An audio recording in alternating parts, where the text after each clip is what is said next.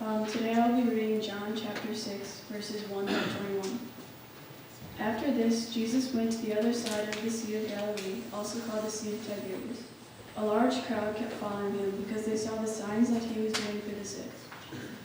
Jesus went up to the mountain and sat down there with his disciples. Now the Passover, the festival of the Jews, was near. When he looked up and saw a large crowd coming toward him, Jesus said to Philip, "Where are we to buy bread for these people to eat?" He said this to test him, for he himself knew what he was going to do. Philip answered him, 6 months' wages would not buy enough bread for each of them to get a little. One of his disciples, Andrew, Simon Peter's brother, said to him, "There is a boy here who has 5 barley loaves and 2 fish. But what are they among so many people?"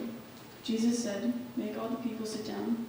Now there was a great deal of grass in this place, so they sat down, about 5,000 in all.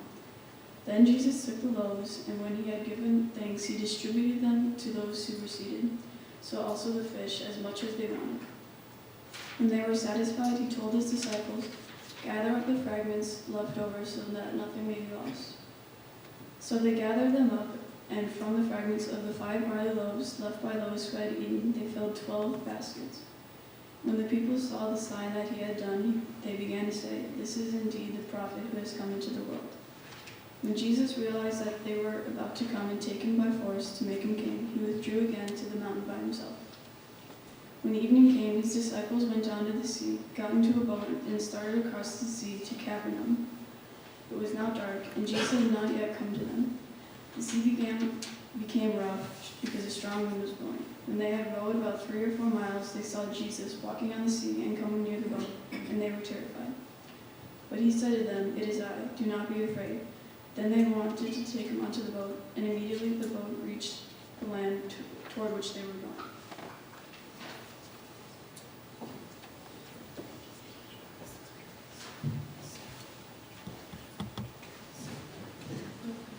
I'm going to perform a miracle right in front of your eyes. I'm going to keep this message very brief. You didn't think it was possible, but it is, because with God all things are possible. So I'm going to, because we've had so many good sharings and messages, words of encouragement, from Steve and Chris, our children. I want to share with you what I think are the teachings that God has for us out of this miracle story of the loaves and the fishes.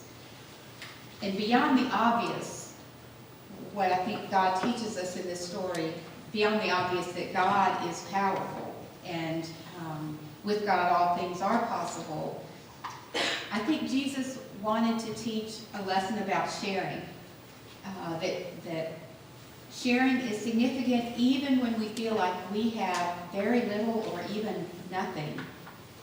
And it's not always sharing finances, because some of us may be on limited income or have some financial issues going on. It's also about sharing the little bit we have in terms of time or talents, our prayers for this church, our gifts, whatever they look like. Another lesson is that God can take what we have and turn it into something great. And I know all of you could tell me stories of how people in this church family have taken what they have, a gift, an ability, and it was multiplied, and this church is better because of it. So God can take what we have to offer and turn it into something great, just like God, through Jesus, took a little boy's lunch and turned it into enough food to feed 5,000 plus people. I know we all have asked ourselves, well, what can I do? What difference can I make? Especially if we're on a fixed income, or we're now retired, or we don't have much.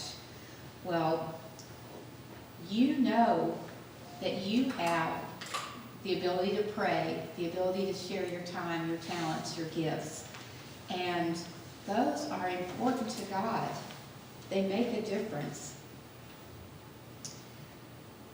It's a lot about attitude.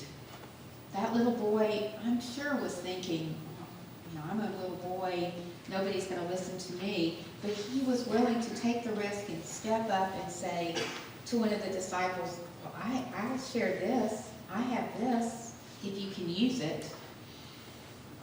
And the last point I want to make, and maybe this was the real miracle. It's not written this way in the story, but sometimes this is just what I've thought about, is that maybe when that little boy shared his 2 fish and his 5 loaves of bread that his mother had prepared for his lunch, then maybe there was someone over here who said, well, I've got some bread and some dried fish. You can have that if you want. And then maybe someone over here said, well, I have some cheese. I'll be glad to share that. And I have this jug of water if that can help. And maybe people who had thought, well, I don't have enough to share, maybe they started reaching into their knapsack or their pack or whatever it was, their pockets, and saying, well, I have this. Can I add it to the gathering of food? And that after a while, there was a lot to share. That people saw each other's spirit of giving and of stepping up and of, wow, I didn't think this would help, but if I put it in there, it will help. And that maybe that's the miracle of this beautiful story. Not only Jesus' power to bless and multiply, but that Jesus takes our contribution and blesses it and multiplies it. And Jesus takes our hearts and helps us maybe take more risks to step up and say, maybe this will help. When sometimes we doubt that what we have can make any difference. So my challenge for you this week is every morning when you get up this week between today and next Sunday, ask in your prayer, God, help me be aware of what I can offer, what difference I can make. And imagine God responding by saying, you know, to me, Kathy, what do you have that I can use to spread the good news of the kingdom in the world? Think about asking that prayer, what difference can I make? And God answering, well, what do you have that you can share with the world? Amen.